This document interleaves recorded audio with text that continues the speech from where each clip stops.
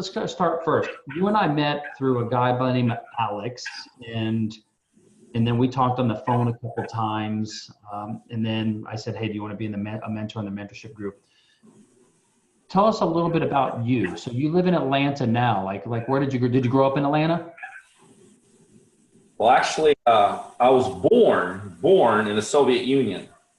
And then, yeah, immigrated here way, way long ago, 30 some years ago. And then I grew up in Akron, Ohio, because my dad was a tire engineer. And Akron, Ohio used to be the rubber capital of the world. And so, yeah, I grew up in Ohio. And then I've been in the Georgia area for about 20 years. Okay. Real estate, actually. Cool. What brought you to Georgia? I got married back then. And then, I was living up north in Ohio. She was living here. And that was like an easy one. Do you want to move to Ohio? Do you move down south? It's like, okay, let's move down south. Yeah, Georgia's definitely. I always tell people you don't have to shovel sunshine. Yes, exactly. And are you guys still married or? No, unfortunately, we no, there are. Any kids? 3 kids. Emma's 9-year-old daughter, 17-year-old son, and 16-year-old son. 3 great kids. Awesome. And is she and a great ex-wife too. She's awesome. I was gonna say, are you guys still in touch? Is she still there in Georgia? Oh yeah, we talk. Matter of fact, we went a little bit later here, and I talked to her while I was waiting for you. Oh, okay. That's awesome. Yeah. Okay, so when you moved to Georgia, how long did it take before you got into real estate? I got into it within a couple of years. I used to be in a franchising business. I owned 50. It started a small company, ended up franchising it to 15 different states, and then it just got too big for me. I'm not a corporate guy. I'm an entrepreneur like you, so the company pretty much controlled me. I had tons of employees. So I literally sold out, sold my shares and then trucked on. And somebody one day gave me a book called Deals on Wheels by Lonnie Scruggs. I read it, and that's what I got into real estate. I actually got into the mobile home business for a while. What business did you franchise? It was merchant services. We actually got into it at a really good time. It's when the EBT was coming around. The food stamps were transferring from paper food stamps, which was a lot of fraud in it, to basically credit cards. Now people that are on food stamps, they just get a credit card. It gets loaded once a month. So back then there was like literally a mandate going from state to state where everyone who takes credit cards, which is every business of, had to switch their credit card machines. So we literally chased it across the nation as states had to go live with new credit card terminals. We would just sell a franchise there, build out a sales force, and off we went. And we did it to 15 states. It worked out really well. What got you first into that? Did you meet somebody that was in that business, or yeah, idea? That's exactly right. You and I have known each other for a short period of time, but I know you and I think alike. It's all about the people we surround ourselves with. And then I met a buddy of mine. I didn't meet a buddy of mine. A buddy of mine, Greg, was already in the merchant services business, and he was operating like out of I'm here in my little crash pad here tonight in downtown Atlanta, probably in something about this size. And he and I just started talking more and more, and I was realizing this guy's just making a really good money. So I jumped in with him. He and I partnered. At the same time, I met a guy who back then had developed the largest voicemail company in the world, and he just had sold it. And he developed it using the Kinko's model. It's a 51-49 model, where 51% of the Kinko's were owned by the local employees, 49 was owned, vice versa. 49 was owned by the employees, 51% was owned by corporate. So he built the largest voicemail company utilizing that model. And before he and I met, he had just sold out. So he had a bunch of money, a bunch of time. And he and I met, he and I connected, became friends. He found out about what Greg and I were doing. And he's like, guys, you guys got a pretty cool model here. Because we did have a pretty cool model how we went to the market. And then with his name is Warren, and with his help, within about two and a half years, we had locations in 15 states. So Greg started the business. Yep. Kind of recruited you, or you came in working with him. Yep. You negotiated an equity position right off the bat, or did you work for him for a little while? Yeah, no. He and I were buddies, and if you're buddies, I'm taking 50%. So, and I needed help, and it was so crazy back then. I mean, you've been there. There's times in your business career where it just goes. You just don't know why. It just goes. You just try to write it out. So what made him like at that time, what made him amenable to give up 50% of the company? What were you putting into it at the time? Well, that's what it was. It was just going. I mean, literally, he could not. It was crazy. We would hire sales agents.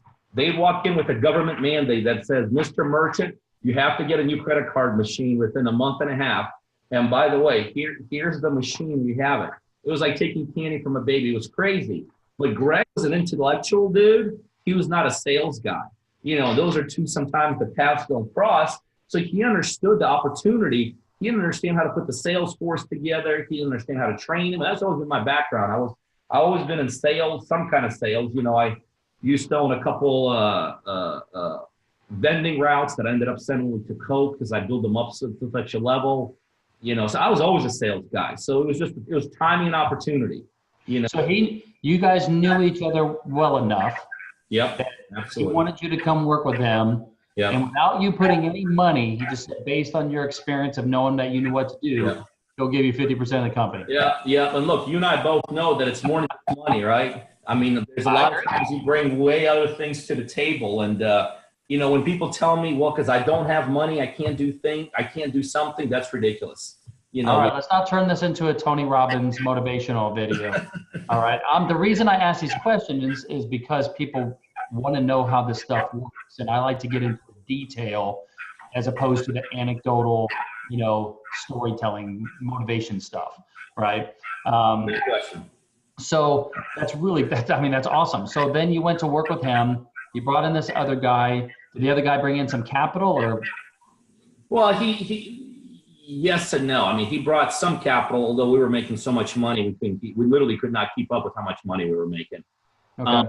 He brought the know-how. Again, it's one of those things. You don't always have to bring money to the table. You guys went through the whole process to be a legitimate franchise, have a franchise? Absolutely, yeah, absolutely. And that's why my real estate business. There was a time ago where I started expanding my investment company some time ago. I didn't want to go that franchising route. I went down a different model back then because just to put the franchising paperwork together back then cost us like $100,000. And that's just to get the paperwork and all the issues come with it. So, but yeah, we went down a traditional franchising model back then.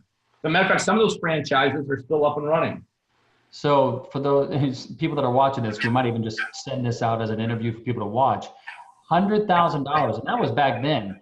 These days, it could be even more than $100,000 just to become an organization that can legitimately go out there and market a franchise. It's a lot of paperwork, a lot of legalities, and a lot of expense. It's crazy.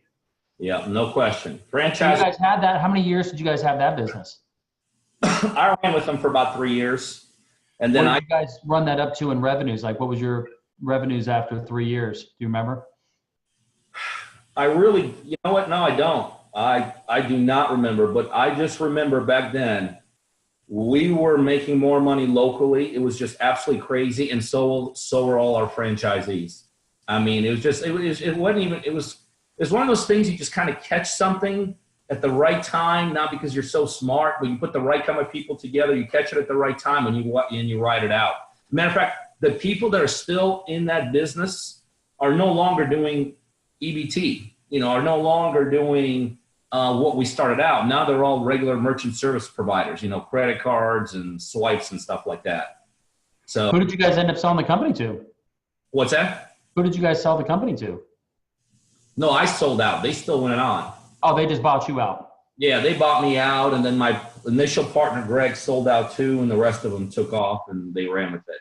But it was I had 100 employees. I couldn't make a decision. I had a board of directors I had to answer to. It was my first go around in business, like a big business, and I literally have zero control over my own business. Zero control. It was time. Is that because you guys were like 3 equal partners? Well, Warren, who obviously had the big mega expertise, here's my final straw in that business. I remember one time, and Warren flew his people into our office, who became our CEO. He flew the guy in. My final straw was one day. I remember I was on the phone, and I was ordering an ad. I was just placing an ad for our services with this company called Green Sheets. It was our publication, an industry publication. I ran the ad. It was like $500. The CEO walked by, and he literally picked up a pen and he threw it at me. He's like, dude, do you not understand? This is why you're paying me all this money to make these decisions. And that's when I knew. I was like, I'm over my head here. This is not like how I'm going to operate. And that was like within 2 months, 2 or 3 months, I had sold out. Holy shit. Yeah. You're like, I kind of helped grow this business to where it is, and I can't make a $500 decision. Yeah, what's crazy. But, again, there's different there's different stages of business, and there's different people that require each stage. And, I'm more of an entrepreneur like you. I'm not the guy that's going to build out a, $5 billion business. I think differently. Yeah, makes sense. Wow, that's crazy. I'm sure there's some more conversation in there. So you sold that out, and then you read that book and you got into the mobile home business. Yep. How long before, when you stopped working with that merchant service company, how long was it before you got into the mobile home? Very quick. I mean, literally within a week or two, I was trying to figure out what I'm going to do. One night I was sitting with somebody. They gave me the book, Lonnie Scruggs, Deals on Wheels. I read it. I thought it was the most unbelievable thing I've ever seen. Didn't know anything about mobile homes. Next morning, I Googled Lonnie's name, called him. He was out of Virginia. I said, Lonnie, I don't know anything about mobile homes, but this is the most unbelievable thing I've ever seen. How do I get started? He goes, well, dude, I got a seminar coming up in a week or two. So I went to a seminar, came back Sunday night. That Tuesday, I bought my first mobile home, and 3 years later, had the biggest brokerage of mobile homes here in Georgia. And if you know anything about Georgia, and you're close enough to know anything about Georgia, there's a lot of mobile homes in here. So we developed a very unique model, and we were just killing it. When you say we, who's we? I had a partner in there too. His name was Jeff, and I actually met him while I was doing my merchant services business, and he and I became really good friends. And so Jeff and I, we killed it. We, again, developed a very unique model on how we were buying them, how we were selling them, how we were financing them. Literally, we're the only guys in Georgia doing it. And literally within 3 years, we were flipping about 100, 150 of them a month. I don't know anything about that business at all.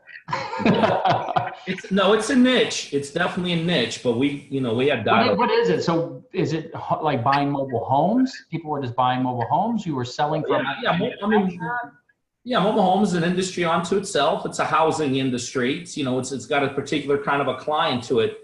But what happened when we were doing it, the uniqueness of our model was very simple. Everybody else who was doing mobile homes at a high level would buy a mobile home and then literally tow it to a lot, like a car lot, and you'd go to that lot, and you would buy the mobile home. I mean, anyone to a higher level. Well, we kind of came up with this idea. We're like, well, why are we going to warehouse all this stuff? So we started buying them, and we just kept them where we bought them. I mean, it's just such a simple, basic thing, but we literally were the only guys doing it. So we would buy it in the spot and keep it in the spot, advertise it in the spot, and sell it in the spot. But back then, the reason everything was worked out for us is because the finance industry was crazy. I mean, we would literally have someone walk in, we'd fill out an application, a half-a-page application, we fax it into like MHFC or B of A or Greentree or Greenpoint, and within 20 minutes, they'd approve them. I mean, it was just crazy. It was like grabbing money. And I think we single-handedly probably put 2 of those finance companies out of business. So. But anyway, but literally what happened in mobile home business within 6 months. What years was this? Oh, God. This is about 18 years ago, 19 years ago. Okay. Yeah, this is way back then. So you put them out of business because the people didn't pay their payments, or you put them out of business? Yeah, because these guys didn't have any approval process. It was a half page, like name, are you alive, do you breathe? And it was crazy. And because we figured out this model, and back then, we were the biggest advertisers in Thrifty Nickel. These are penny newspapers. And we would run like 200 ads a week in them. So we would just dominate. We get every call, anybody looking for mobile home. and we get them all mobile homes because we were just buying them in lots and keeping them in lots. So there was no shortage of us. And literally back then, probably within about 6 months, every finance company for mobile homes left the industry. Greenpoint, Green Tree, B of A, MHFC, they all got out. And so when that dried up, and it dried up like boom overnight, we got out too. We just couldn't, because that was our model. We were putting people in there and they could no longer get financing. So we had to get out also. Holy shit. So that business was how long? Just like a year? About 3 years. Oh, about 3 years. Okay. Yeah, a couple of years.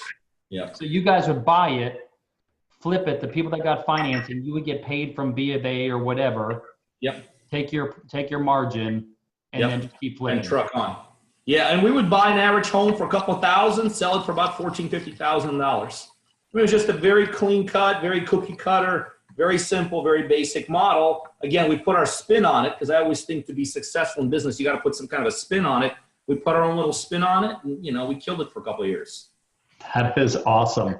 Okay, so what did you do after that financing dropped off? Well, that was the transition into the regular real estate business, because back then, even though mobile homes is not necessarily real estate, it's a very similar type of a business. And so, we were thinking, what do we do next? So we went to 2 seminars, just, the typical guru seminars.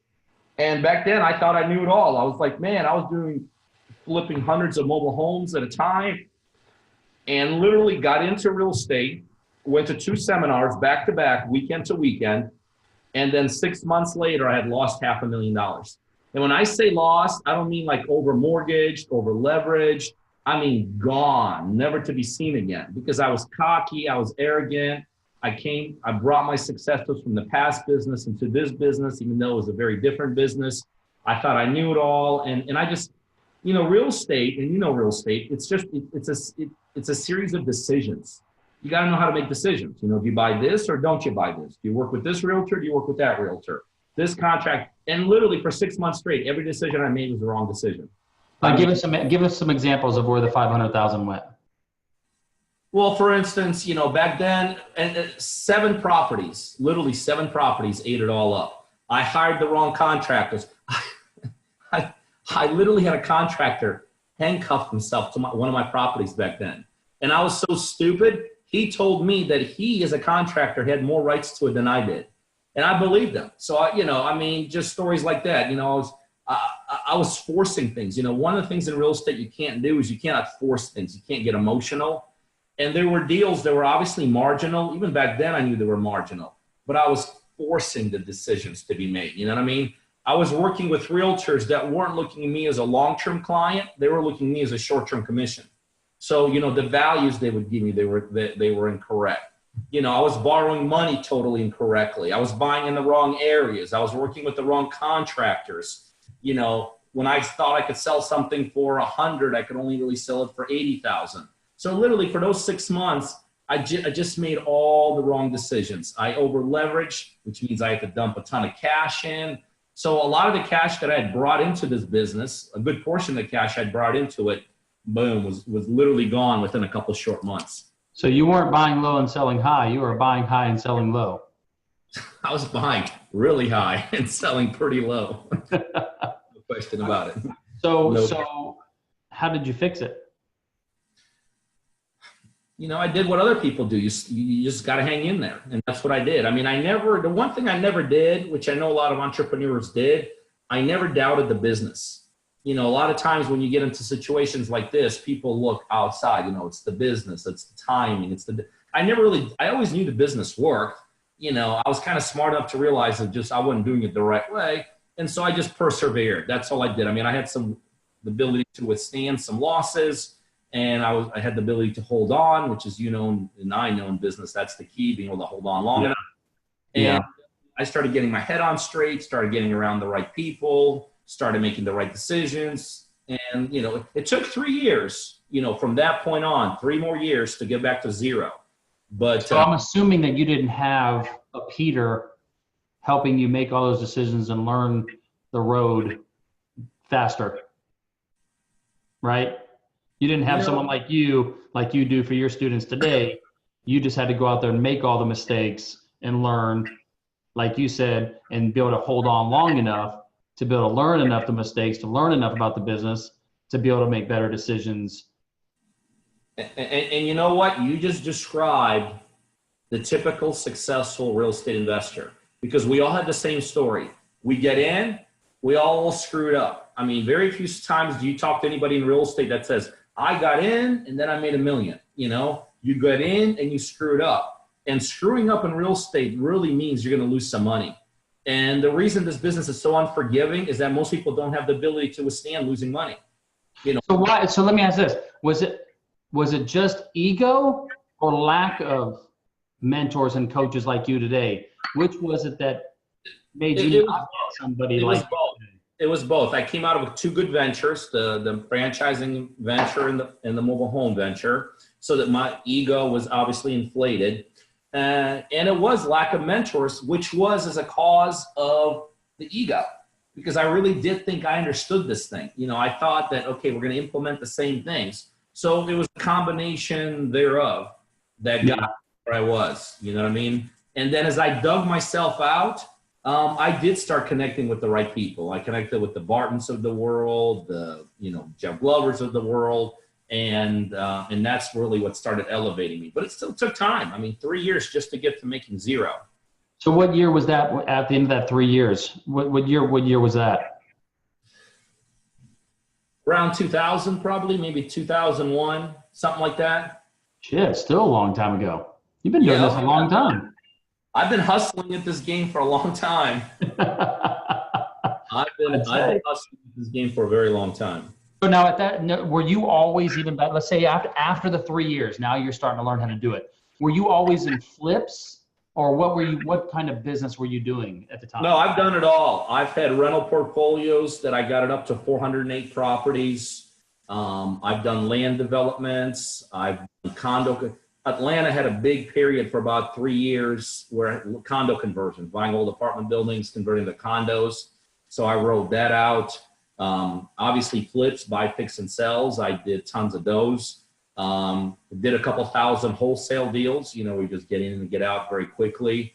Did a couple of creative deals, but I think at this point, I pretty much, as far as strategies, I've pretty much done it all, I think, at this point. Now, do you still keep a certain portfolio of rental properties now? No, I'm out of the rental business. I mean, like I said, I got my portfolio up to 400 plus properties, and it just wasn't me. You know, it's a different mindset, different mentality, different strategy, different techniques. Like, what does that mean? What does that mean? What do you mean?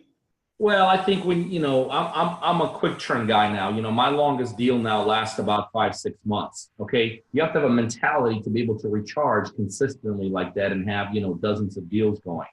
Whereas the rental thing, it's more of a long-term play, and you have to have the mentality for that.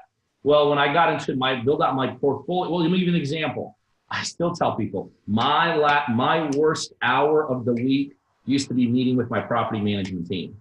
I mean, I just didn't think like the renters though. I couldn't understand it. There were never good things. There were always bad things. It was not me. You know, I'm more of a quick turn, more action, activity, get in, get out, realize, capitalize as much possible.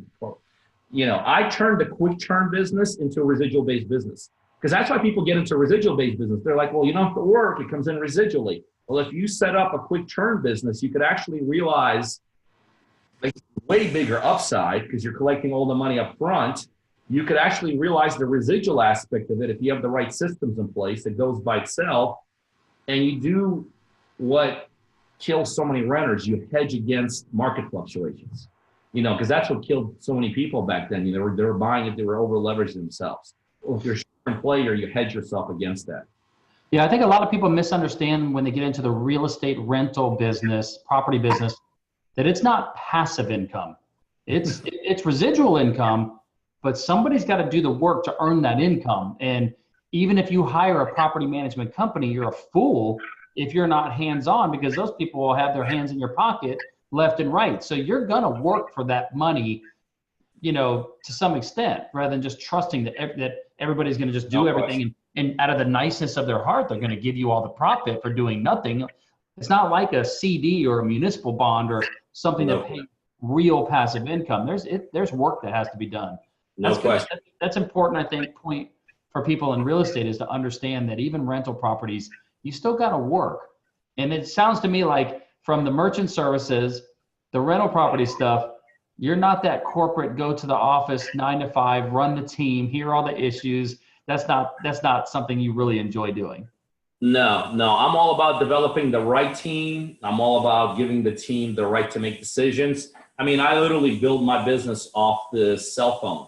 Once or twice a day, I get a text from Mary. She's my closer. And she just tells me a wire in for this amount, a wire in for that amount. And then I just make sure the wires come in.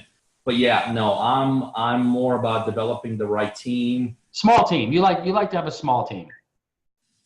You don't want 100 employees. But I have a very loyal team. I mean, my employees have been with me for years. Right. How many employees do you have now? In my Atlanta office, I have offices here, Florida, all the way to California. So collectively, probably, 3 dozen or something like that. Perfect. Out of Atlanta, which is where we're headquartered out of, which is where the heartbeat is, I probably have 12 girls working for me. That's awesome. I tell you, that's a size team that I really enjoyed when I built my company. I loved it when it got over 25 is when it started to get to what I really didn't truly enjoy. I learned a lot. I learned, because I played the role, but I learned a lot, but I really enjoyed it when it was more like a family atmosphere. And it was much more informal as opposed to when you get your larger company. It has to, for the sake of the business and for culture and human resources, it has to get more corporate and bureaucratic, if you will, which is a shame, but I didn't enjoy that. And there are CEOs like that guy that probably rubbed you the wrong way. There are CEOs that like that type of, role, and they like that type of infrastructure, but I didn't enjoy it myself either. I agree. We're small business owners. That's what we function in the best. And, I think for me, from where I'm at in my business cycle, I'm, running on all the cylinders right now. Yeah. I get little comments from some of my friends and stuff. And they're like, Sean, with what you're doing, man, you're going to be a billionaire someday. And I'm like, listen, no. I don't have the aspirations. That's not going to change my lifestyle. It might buy me some nicer things, but I have a pretty nice lifestyle now. And to run $1 billion company, that's not even something I could even remotely fathom doing because I don't want the bureaucracy. It's just, I like the lifestyle business. I like a small business, being able to come and go when I want, take care of my customers, have a nice family team, and I'm good to go. So I totally get it. Okay, so then when did you come up with, how many years ago was it that you actually came up with the Coaching by Peter program, your partner-driven program? Initially, it started when the market crashed. Like what year? 10 plus years ago, probably around 06, when the market started crashing, it started tanking. I started crashing. I started tanking with it. Had some big losses back then, 10 some years ago. But, anyone in the business back then, if you were doing the business, you were taking a hit. So I did what any other entrepreneur does that he crashes. I'm like, I'm going to start teaching other people how to do this. So that's really when I started my educational side of my business out of necessity, because literally everything around me was crumbling down. And again, you're talking about ego. It was my ego back then. I didn't want to let the whole world know that, I was in trouble, that I was losing stuff, the assets were going to probably crumble. But anyway, so back then, just totally by accident, as a result of one of my employees back then who was coaching on the side, her name was Donna. One day she said, "Hey, Pete, I got a coaching session. I can't make it. Do you mind helping me out?" And literally that, 10, 11 years ago now, that's when my coaching business started. Obviously it's totally, grown and expanded beyond that. But I started during the crash because I was trying to figure out what to do back then. I had to start replacing. Did you lose it all, or were you able to salvage it? I didn't lose it all, but I came close to losing it all. I mean, obviously we didn't lose anything personal, but I did take some big hits. Now, what never did happen to me, which I never had anyone go after me. No banks went after me. No institutions were after me. I came out unscathed as it relates to that. I just talked to Tom. I posted this on, I think it was on my Instagram, on my personal account. I did a little video. a couple nights ago, I went to dinner with Tom Black, who you'll meet next weekend. And, you know, Tom was talking about a company that he's an investor in, and he also trains the sales team and mentors the CEO. And they're going to have an exit next year, really nice exit, sell the company for, I think, 120 million or something. And he's like, yeah, I own 10% of that. It's going to be a nice little deal. And I was like, how much have you actually lost in deals, Tom? And he says, yeah, he said, I think my biggest hit was when I lost about $12 million in one deal. And I was like, what? And he's like, yeah, when he took this company public, and as a CEO, he went and bought more shares because he believed in the company. And then the company, there were some things he wanted to initiate with the company, and the board of directors, like you were saying, they just didn't buy into his vision. And so the company was tanking, and he lost $12 million in his shares of stock. And they ended up firing him. He said, this is all public. He said, I said, we need to share this. He goes, yeah, this is stuff people need to hear too. And he's like, he sold his shares, took about a $12 million loss. And then one of his mentor partners lost even a lot more than that. But I was like, you got to be able to take those losses and then be able to go back with it. And he said something really cool. He's like, but it didn't affect my quality of life.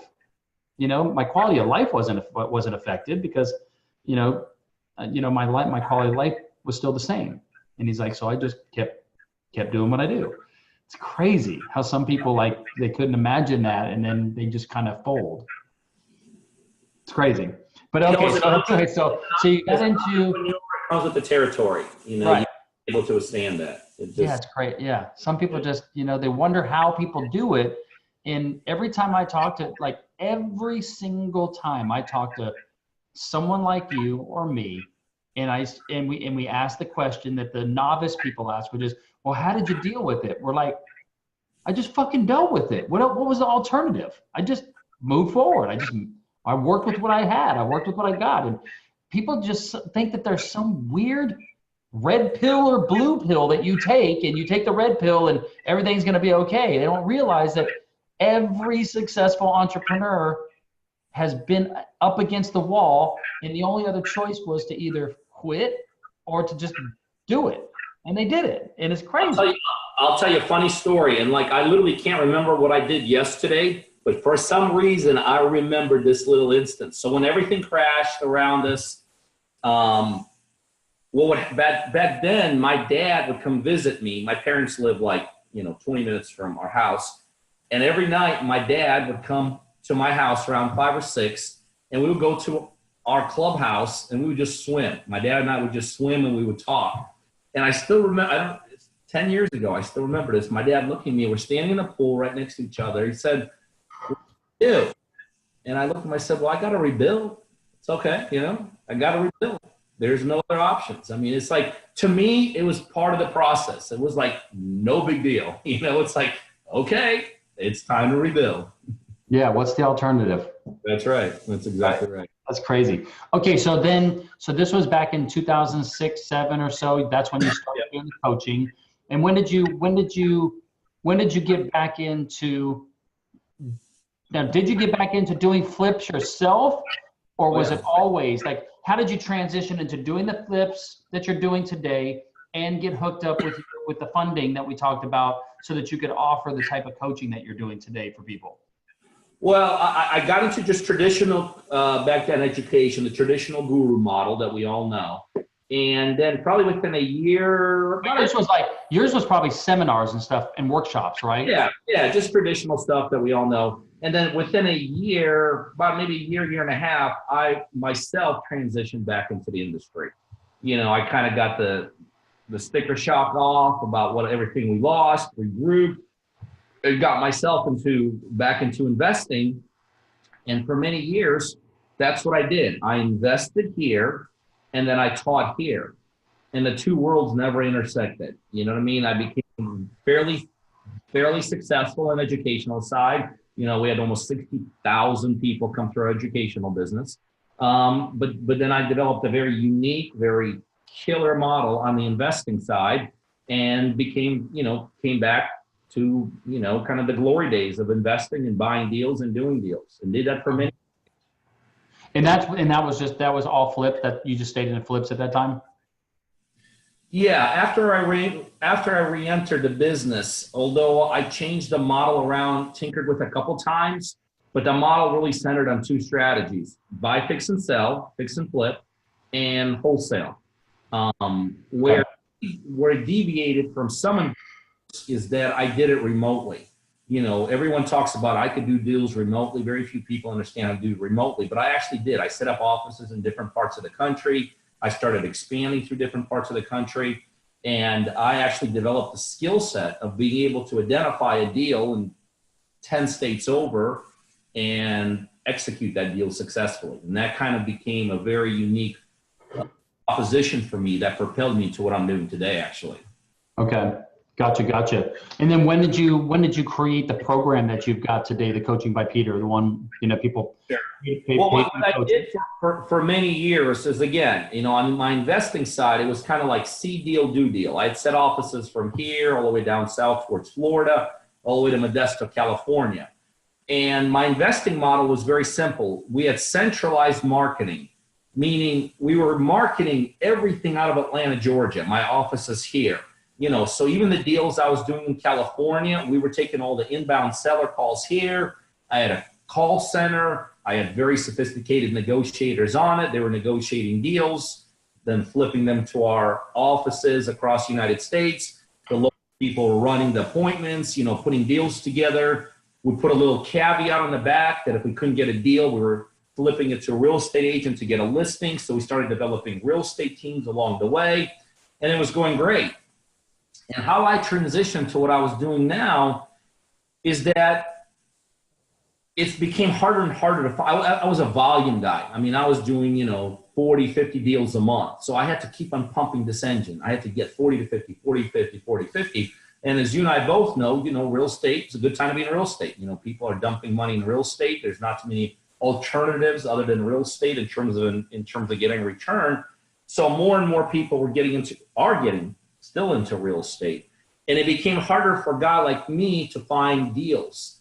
See, in any other, in any other business, let's say you have a hamburger joint. If your competitor across the street opens a hamburger, he's awful, he's going to go out of business. Unfortunately, and he's not going to hurt you too much. But unfortunately, in real estate, when a bunch of people get into real estate, it hurts guys like me who know what we're doing. Because a lot of these newbies, they're bidding up the properties, they're paying, overly exuberant prices. So it became more and more difficult for me to find deals.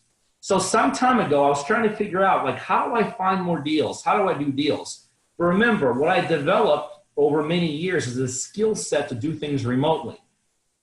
So some time ago, I started kind of messing around on my social media with different messaging. And I started putting this messaging out through my social media, and I started saying this: look, if you are anywhere in the United States and you need help doing it, like if you need money to do it or need expertise to do it, call us. I got the expertise, I got the money, I've been doing this for 20 years or whatever, give us a call. And that messaging literally on itself started taking a life of its own. And over time, it even took a life of its own in terms of the wording. And the wording became very this: you find it, I fund it. And so we took it across social media. One day, I got a call from Hollywood. They're like, hey, man, we're hearing you're like a fairly successful dude and you're helping everyday people become successful. They flew me out there. They talked me into doing a reality show. And they're like, this is cool. A real life guy helping real life people. And we were helping like single moms whose uncle died, put a deal together. We were helping 20-year-old kids. We were helping immigrants. I mean, it became really, really cool.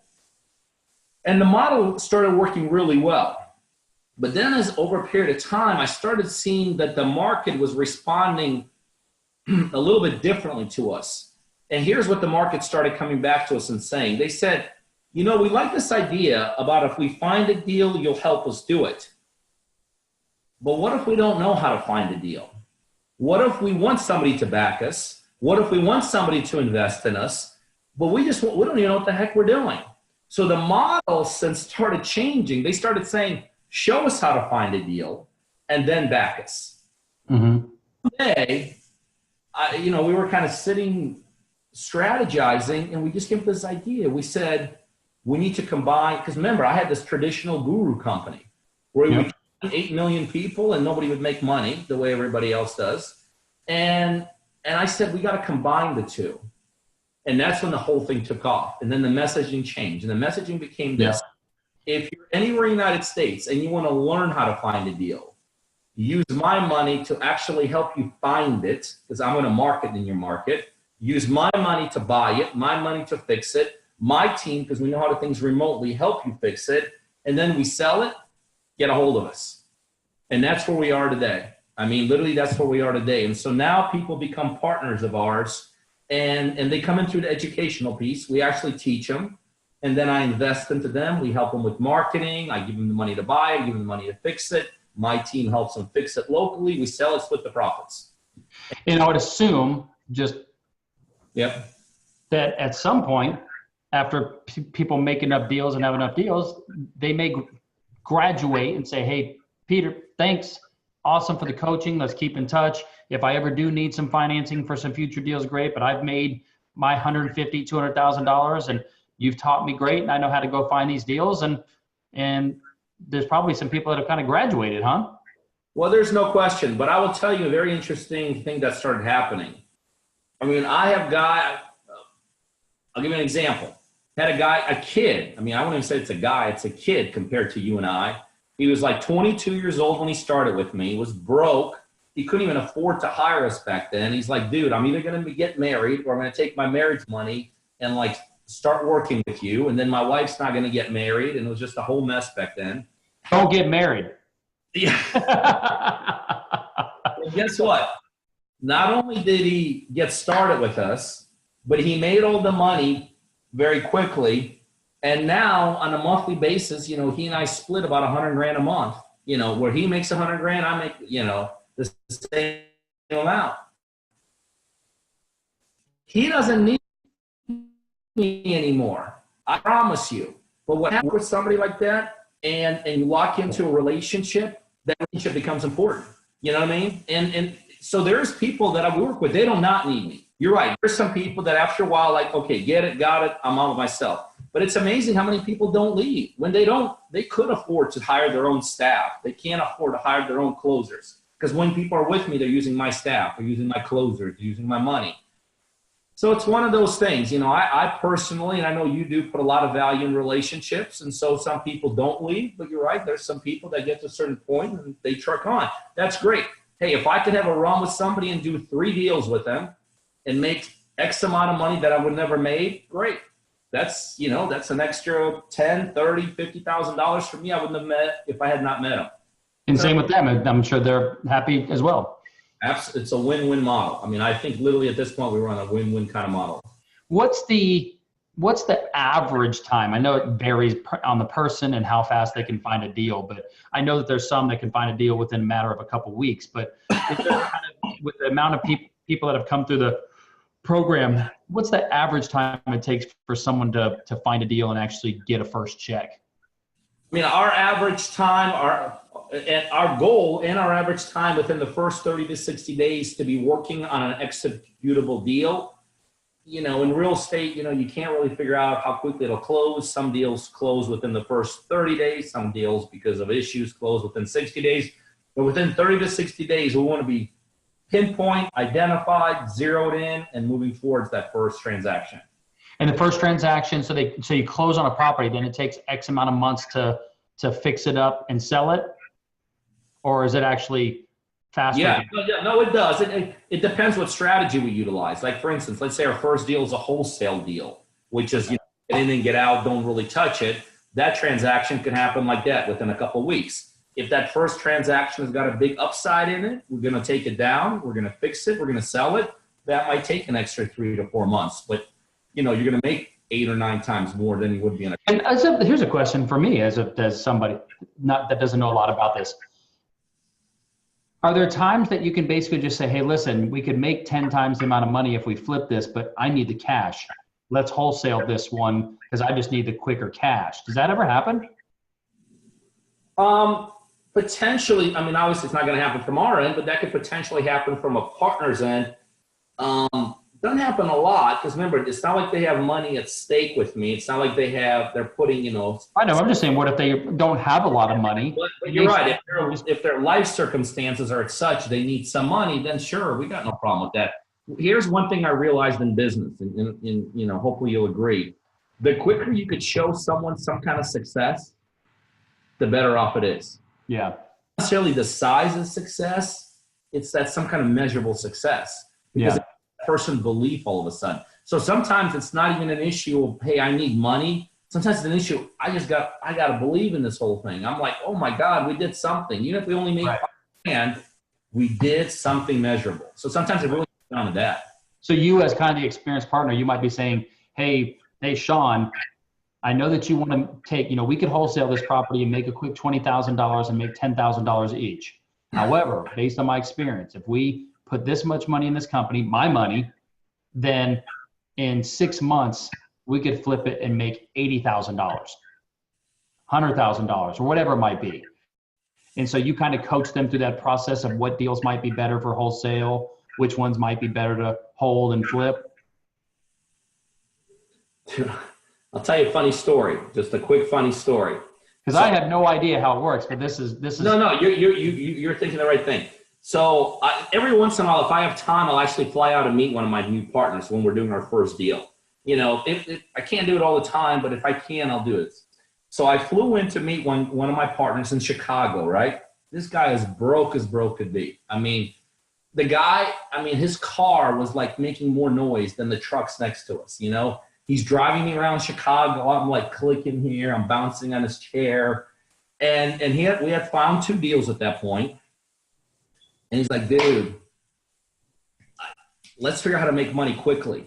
But there was something about him that I knew that he could withstand it. And I said, listen, Anthony, I know you could hold on long enough.